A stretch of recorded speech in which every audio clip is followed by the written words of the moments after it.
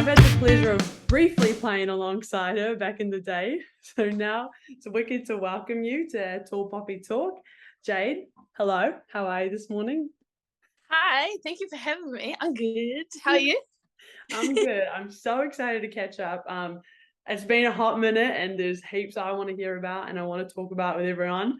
But obviously I know you as Jade, classmate, friend, all these things. And a lot of people know you as the rugby player. So how would you define yourself if we were going to leave rugby out of it?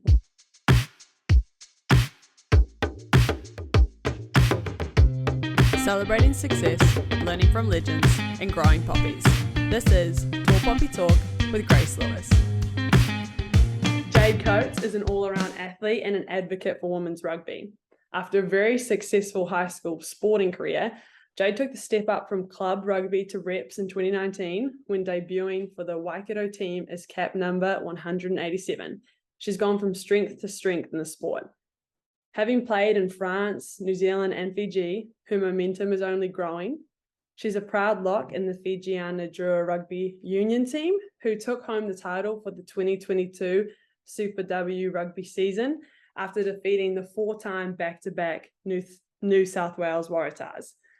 The Roost and Chicken Fijiana 15s team also set a world record this year at the Ocean 15s tournament with a phenomenal 152-0 win over Papua New Guinea.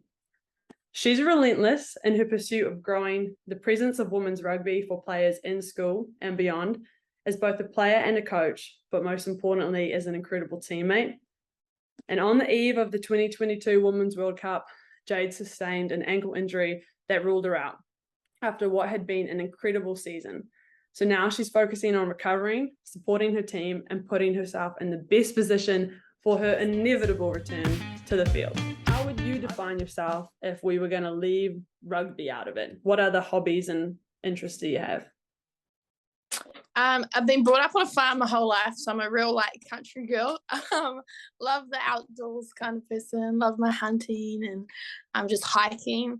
Last year I did 21 peaks in 2021, and it was just a place for me to I don't know, step aside from rugby a bit, and it gives me a bit of me time, which is very important. But yeah, I just love the outdoors, love keeping busy. Not your typical Barbie doll girl, even though I've got the blonde hair with blue eyes. But yeah, and I'm really family orientated. I love spending time with my family. Got two little nephews that I adore a lot. A little bit biased, but yeah, love my family and friends, and yeah, just a real outdoor kind of girl. Oh, I love that. I love that. And obviously a lot of outdoors, but I know growing up, you and your sisters were just amongst it, and that's when you kind of started playing rugby. But early schooling years, there wasn't an option. Even when you came to high school, there wasn't an option. So I know you took to netball and very quickly became top tier in that sport. Can you talk us through how you got into rugby? And I know you pioneered maybe Cambridge High's first sevens team. Just take us back to what got you into rugby. I'm from a small little town called Masmata in New Zealand. And I guess, I don't know, rugby is such a huge sport in New Zealand, but always has just been for boys, really. As a little kid, I dreamt of playing for the All Blacks, but little did I know girls can't play for the All Blacks. Be a black first side. So I went to Matamata Primary, and obviously my sisters are older than me, and they went there, and my sister kind of got dragged into a lunchtime rugby match and with the boys, and she ended up just loving it. And then I was like, oh, of course, as a little sister, I want to do everything my big sisters do. And so when I went to school, they obviously asked me to play, and I was like, yeah, of course I do. I thought it was a privilege to be asked to play rugby. And pretty much started from there. A bit of barefoot rugby. I actually called with frozen feet because back then didn't have boots. Only girl on the team. Absolutely loved it. I remember little things you don't really think of, getting your hair pulled and things like that by accident by the boys. But it was cool. The boys just treated me like another player, and I just really loved it. So after primary school, I went to a private school in Hamilton. I was like, yeah, this is going to be awesome. I'm going to keep playing rugby. This is my sport. I got there and girls weren't allowed to play rugby, and it was like a big no-no. Yeah. And I was just like, what? Like, I knew no different. Like, rugby was my life already. And so when I got there and girls weren't allowed to play, I was like, oh, what am I going to do? Like, so obviously I kept playing netball, but I'd never come across such a barrier like that. Like, being told you couldn't play a sport because you're a girl. Like flat out, no. Yeah. Yeah. It wasn't even like, oh, yeah, maybe you could train with us or, but like, I was like, oh, wow. So, yeah, pretty much just sucked that one up.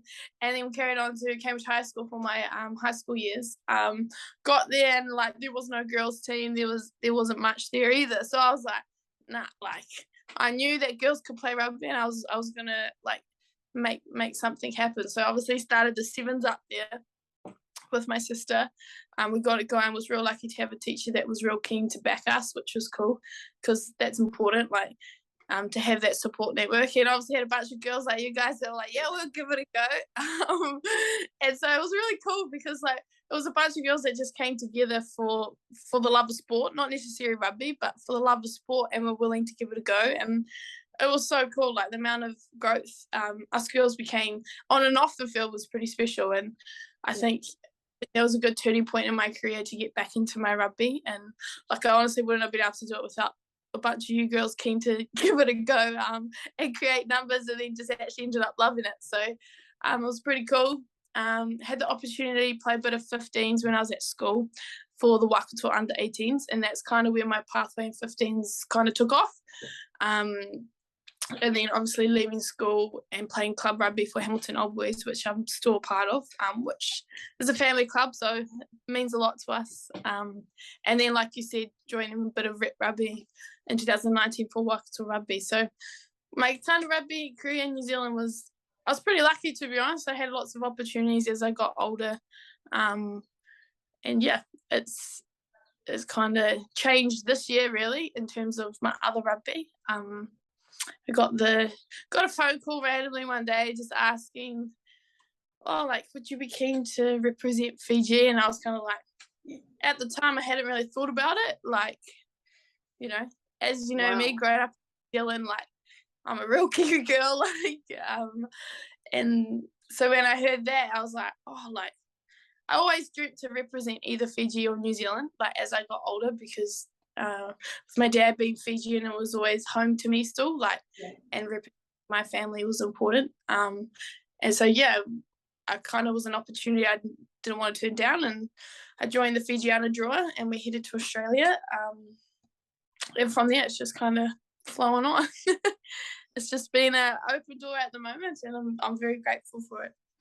That's wicked. And I know from firsthand, it's your love of the sport that's made these opportunities, but also you work so hard across the board. You're one of those athletes that, a bunch of us, like you said, in high school did it because it was something we'd always seen the guys doing, right? Like you watched the All Blacks, but we hadn't had an opportunity to do it. And then, I'm into sport, so it's like, okay, here we go. And you were the same for those who were, repping, and then those of us who were just there to kind of maybe warm the bench and have a go when we could, but it was that same attitude across the board. And so I'm just wrapped that you've had the opportunities come, but you've made them happen for yourself. And I'm smiling. I'm so happy for you. And I found this really, really cool quote about you on the game, the Papua New Guinea game. And you said, it is more than just a game to these girls. It's years of hard work and sacrifice. And this is history for us in a day we'll never forget. It's created a pathway for girls and women playing rugby. We've played for past players, present, future players, and our supporters. And this is the start of something only going up from here. It's like, you're a part of that. So I just have to ask, and hard question, but what's the biggest thing you take away from being in maybe like all the environments, but in particular the team you're in now? Like, what's the biggest thing you're learning from those around you? Well, that's a good question. Like, obviously I've been a part of so many different teams, but they're all, like, I guess most of them have been New Zealand based, so we all come from a not similar upbringing, but like I guess we're pretty fortunate to live in New Zealand, I guess. Beautiful country. But no, like, I think going to Fiji, like, first I've had to sacrifice a lot, like quitting my job and things like that to head over there, just because I wanted to chase that dream that to get to that pinnacle event and rep Fiji. But when I was first walked into the team, I was so nervous. Like, I obviously don't speak Fijian, like understand bits, but it's not my first language, and like I didn't know anybody. So when I first walked in the camp, I was like nervous, like. But the girls were so welcoming. Like, I don't know, people that go to Fiji, they'll be like, man, the Fijian people are so lovely. They're so kind. Like, you know, the typical, like, they have very little, but they always have such a big heart. And that's one thing, like, I really learned being in that environment was, like, they have very little, and yet they will turn up every day, day in, day out to, like, wear that jersey and to, like, give it their all. Like, and that's what I think is really special. Like, obviously representing your country in any country means a lot, but I feel like the journey for those girls have been very tough, like getting to that, and to finally get to the point where people in Fiji support women playing rugby is like huge. Like, and I think just being in that environment, I just learned like to be grateful for like everything that you have. Like, don't take anything for advantage, because there's always somebody worse off than you. And like, yeah, I just think, yeah, in New Zealand, definitely very spoiled. And like, I would never take my experience back from being with Fiji, and I love it. It humbles me so much. And yeah, I think it's something people will never understand unless they're a part of them. Yeah. And do you think that's helped you? Obviously, can you maybe explain a little bit the injury you sustained, like your most recent injury, and maybe how that mindset in the team has helped frame your approach to the whole thing? Yeah, definitely. Like, way back, I got interviewed actually, and someone asked me about like, oh, hoping to go to the World Cup. And I was like, yeah, of course I am. Like, that's why I'm here. Like, there's that pinnacle event. And I also said at that time was no matter what team gets picked, what girls get picked, whether I'm in it or not, I'll just be proud to be a part of that journey. And I know that that's the best team that's going to represent Fiji at the World Cup. And I think, obviously, when I found out about my injury, just in the training, obviously, a line outs came down, landed on someone's foot, and tore the ligaments, fractured a bit of the bone.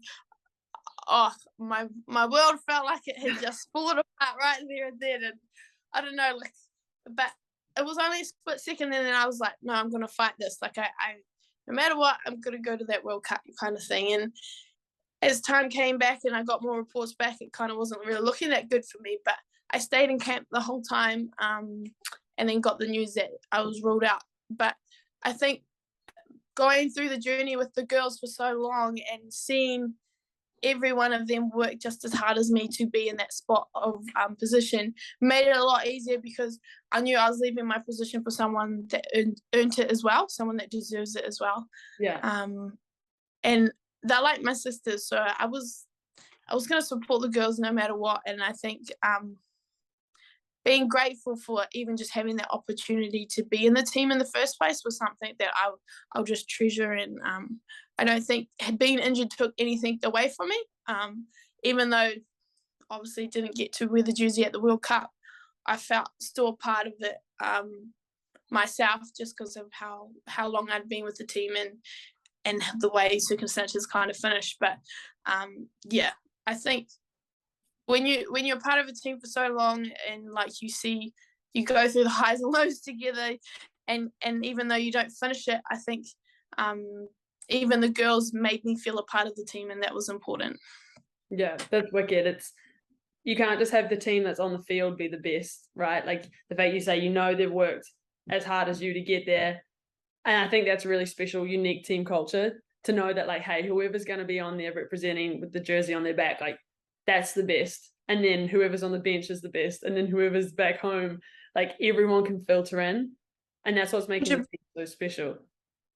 Because there's so many girls that missed out, like, earlier on, and I still got the opportunity to be there. So, like, it wasn't just playing for me. I wanted to leave the jersey in a position better than what I found it, and leave a legacy. And whoever wears that jersey will just lift it up even more. So I think it's so true. Like, the 32 that went to the World Cup, not necessarily other 32. There's a backbone to that team. Like, there's still so many more that are part of that team, or have been during this journey, that have put make that team the best team it has produced, I guess. Yeah. Oh, wicked. I guess they're kind of like, it's tricky when you have, like you said, at least 32 who are insane, and then there's more feeding into that. Going back to maybe high school days, at what point, this always interests me, but when did you realize, like, oh, yo, I'm pretty good? Like, you know, when suddenly you're like, oh, like I'm doing well and things are happening and I'm making teams, or I'm making like starting team. But when were you like, oh, no, I'm pretty good? And did that change your expectations moving forward at all? To be honest, I kind of was, like, as you know, pretty like humble sports athlete at school. Like, I love sport. Like, that was what I did in my weekends, my spare time. Like, when kids would go out partying, obviously I don't drink alcohol, never have. And so I always put, I guess, sport as a priority for me because I just loved it. Not necessarily because I wanted to be good at it or I wanted to go far in it, but I just loved it. I loved exercise. I loved the team environment, like that side of it. So like in all honesty, like I was pretty lucky. I always kind of made the top team. Like, I know that sounds really like cliche, like, and I'm not trying to boast, but like I was pretty lucky in the sense that I kind of like made most teams that I trialed for or was a part of, like, and so I guess that's kind of bad, to be honest, when I was at school, because it kind of like you always had in your, not in your head, but like I'd never had that disappointment yet, and it was probably better to have it earlier than to later in my career, I guess. Like, but then like the confidence you built, like it's not that you were arrogant, it's almost like ignorant, but in a good way, because you were just doing your thing. Like, you were building confidence and not even realizing you were, so that when you start, every time you like got to a higher level and maybe you were introduced to, it's not even like a barrier as much as like you suddenly were like, whoa, this isn't coming automatically like it used to.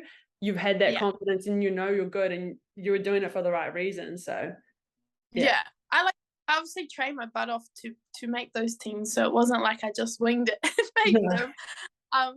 But yeah, totally. And so I guess probably when I was in high school and like made my first like under 18 rep team for 15s, I was like, oh, this is pretty cool, like, to make that next stage. And growing up, to be honest, I used to watch all the Mulu games as a kid. Like, that was huge. Like, I remember going to them, and so like wearing the Wakato jersey was like, I felt like wearing like a Fiji or Black Ferns, or like it was special. And like, so I was like, oh wow, like it's that feeling you get when you make something like that. It just thrives and makes you like want to keep doing it, I guess, because you're getting rewarded for something that you've been working hard for.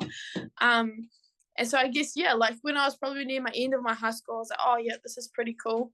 And then made FPC, which is the women's team, and I was like, oh, this is like, and to be honest, I got a real taste of it when I was about 15 and was a part of the sevens team back when I was a lot fitter and faster.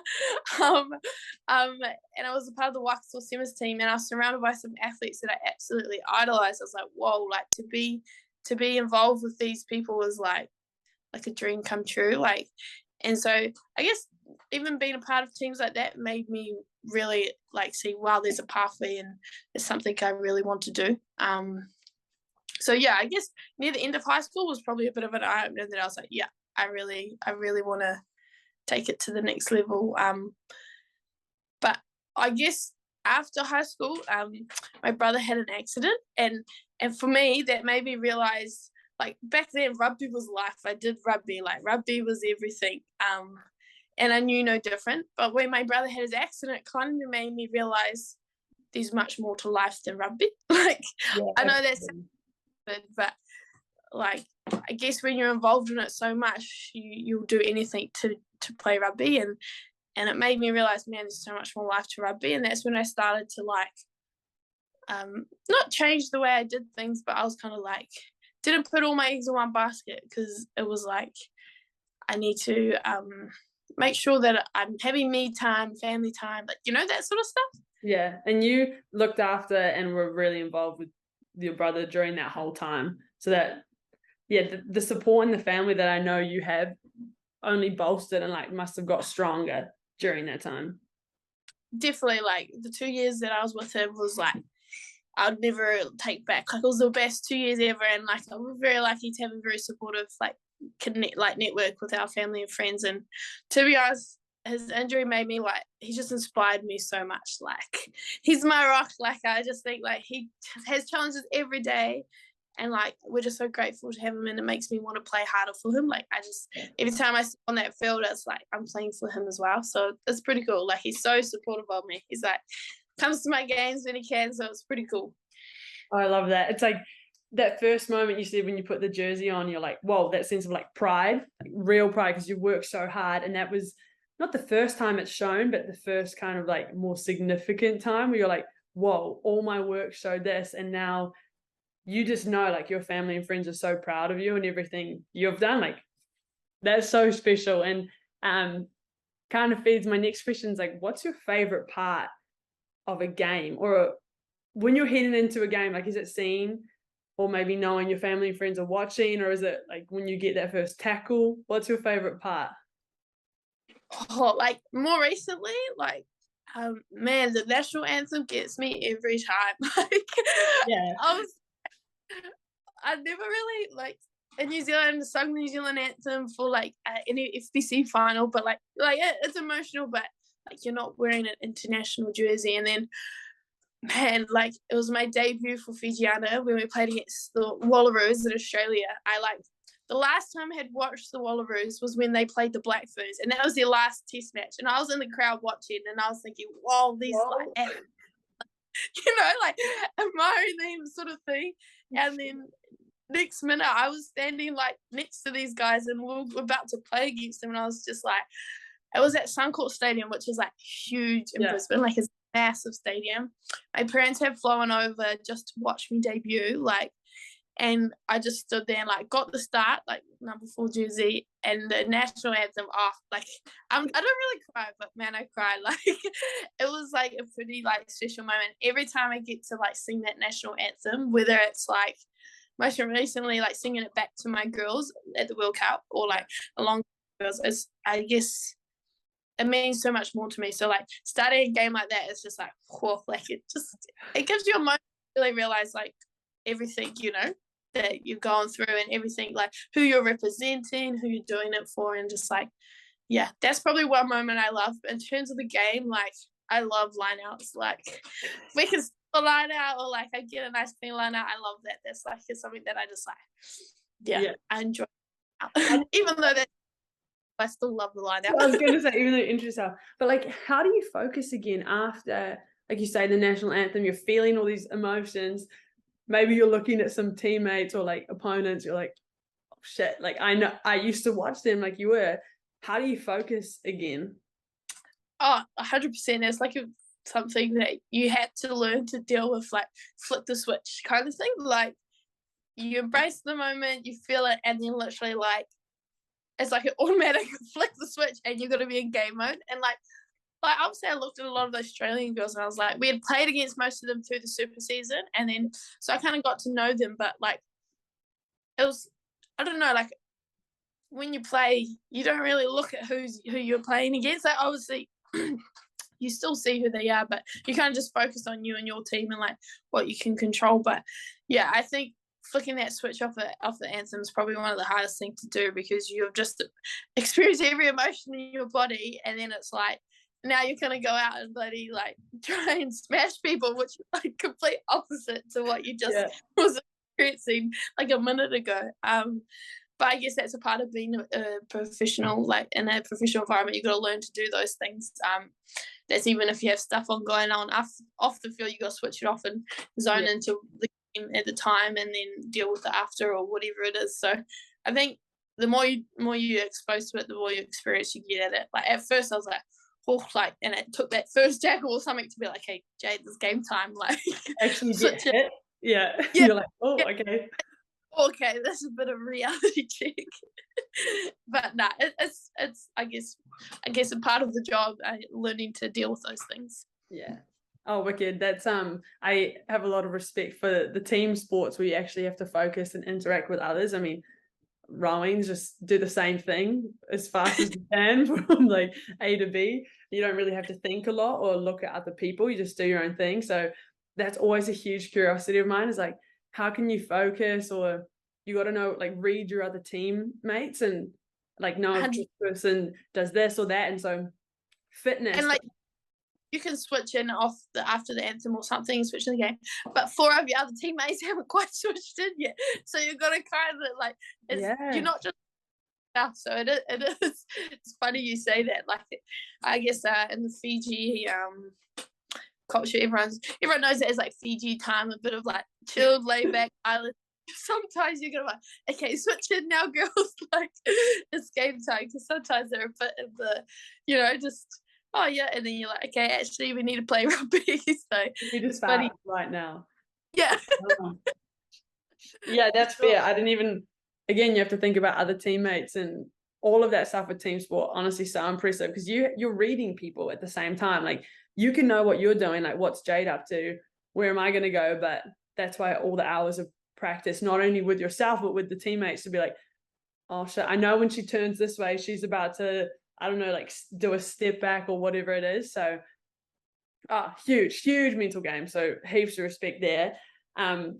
Obviously I have heaps of respect, everyone does, and with all the success and positive stuff happening, what I kind of wanted to ask about now is tall poppy syndrome, right? It's real, it happens, whether it's subconscious or overt. But can you maybe describe how you, like, what you think tall poppy syndrome is from your perspective, and if you've ever come across it in your career?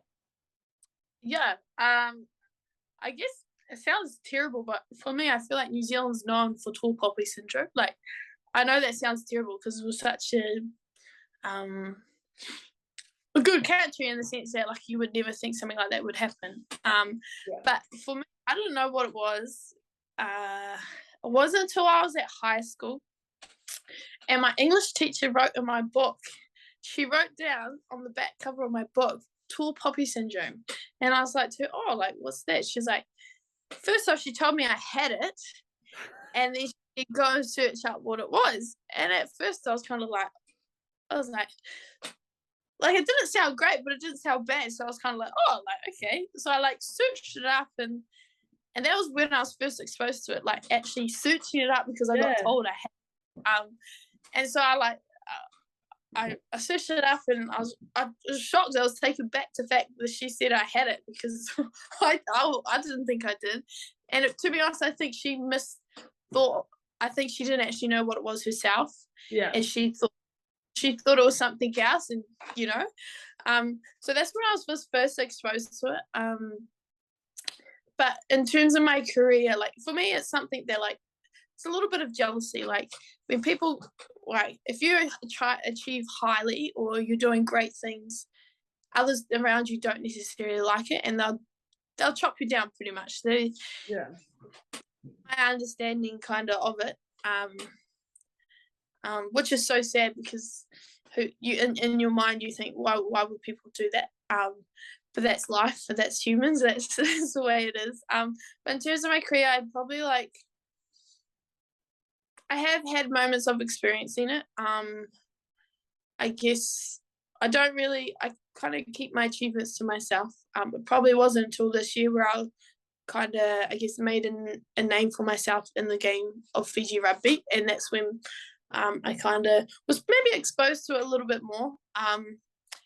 Especially, like, one thing in my team, I'm very different. Like, not many of the girls look like me. Not many of them, like, I'm not your typical Fijian looking person. So it's had its challenges and things like that. But I think it's a big issue in not just New Zealand, but in a lot of sports. Yeah. And it's not necessarily sports, it's any achievement. Like, it could be something of just getting a job, like, and somebody else is, jealous or doesn't think that you deserve it, or, but definitely in my sporting career, I've experienced it, and it's sad, really. It really is.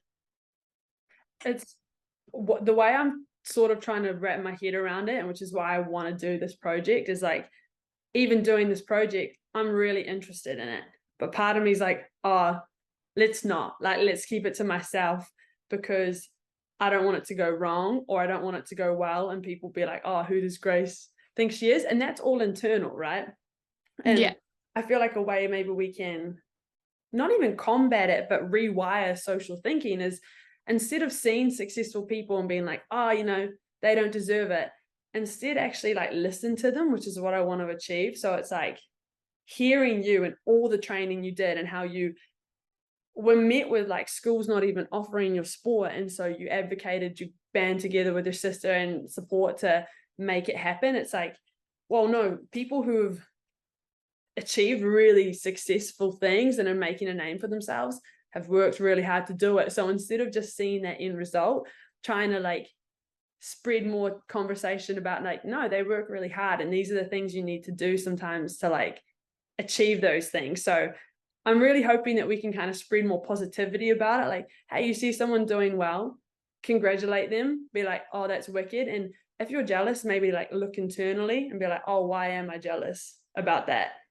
And switch the narrative. Like, I agree. Like, I think a lot of people see the face of athletes and the achievements only, and they only see them as like an achiever or what they're doing. But it's probably not till recently people started to open up about their stories and what they've been through to get there, or what they've overcome, or I guess nobody knows that person really until they're at that pinnacle stage of their peak, and they're representing at a high level or whatever it is. And so keyboard warriors are the worst, you know, like those people that maybe say their sense is they're probably at home sitting on the couch, never achieved anything in their life, or you know, that they're not necessarily making effort to try and, you know, but they'll be the first to criticize somebody or cut them down when they're achieving good. And I think a lot of athletes do so well to deal with it, because it's a lot more present and, like you said, not talked about all that much,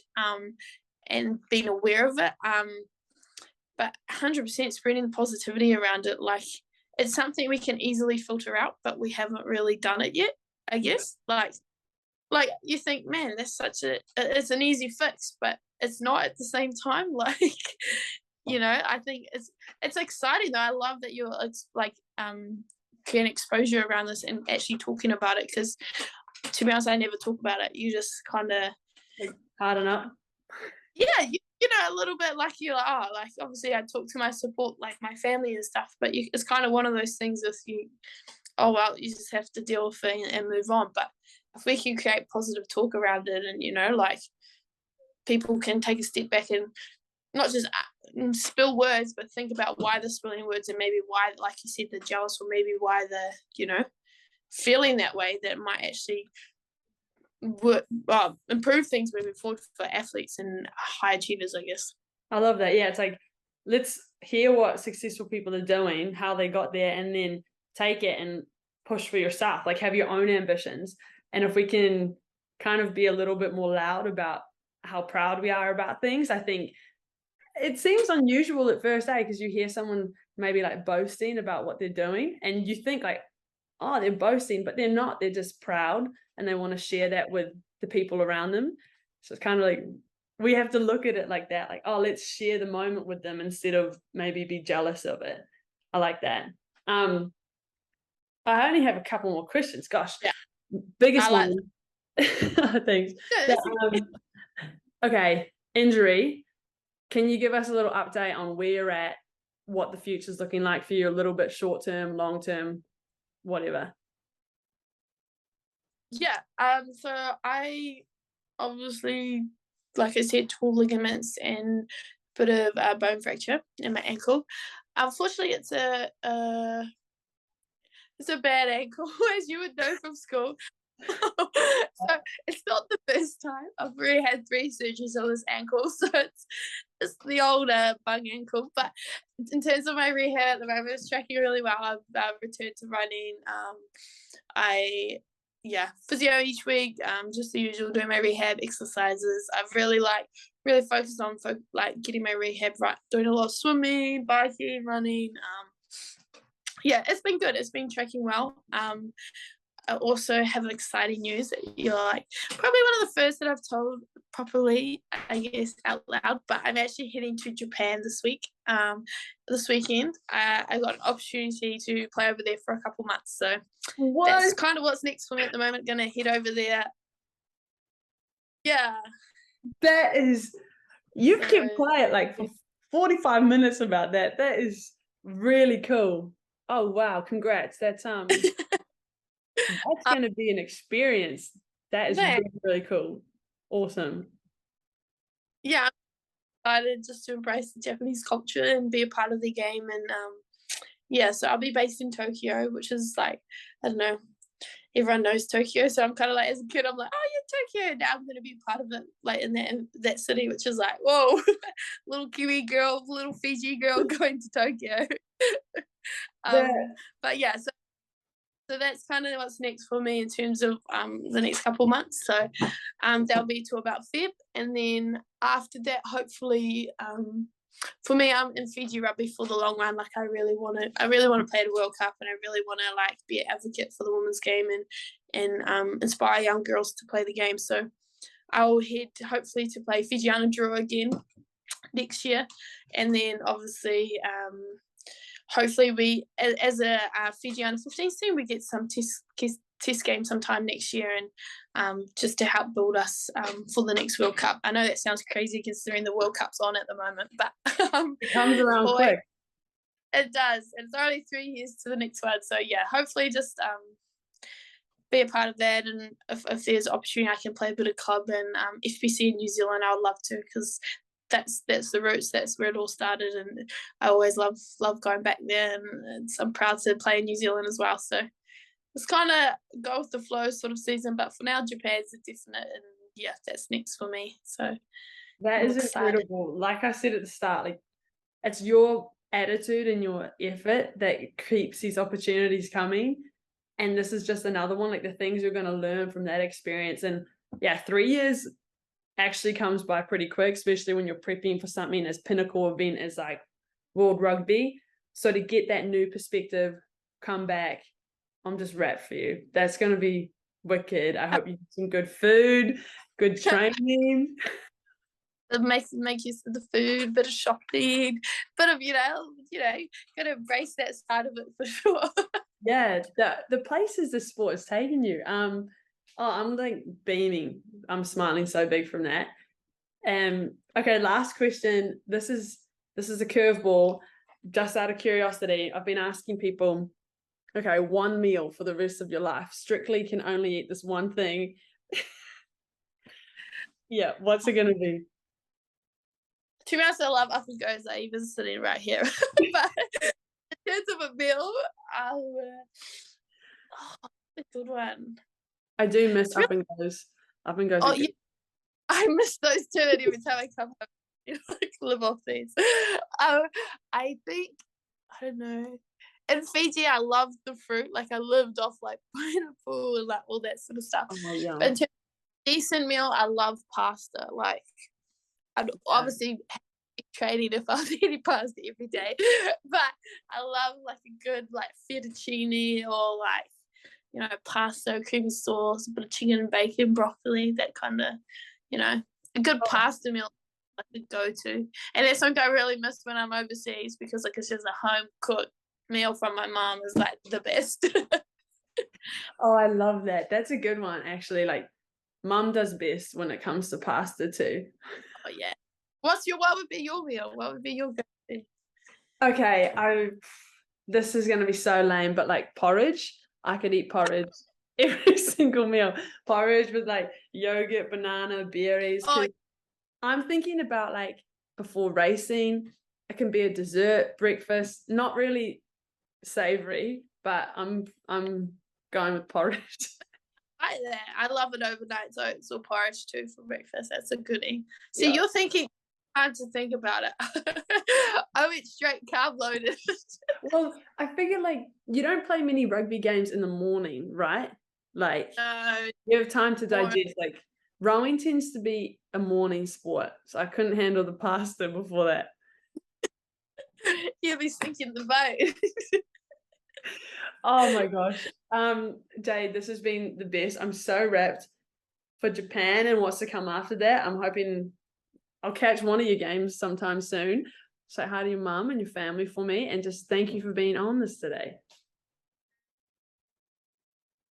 No, thank you for having me. It's been a privilege, and I can't wait to listen to and follow your little journey as well. And yeah, we definitely need to catch up soon. I miss you. Thank you so much for listening to Tall Poppy Talk. We'll see you next time. Feel free to check us out on socials, YouTube, and the website.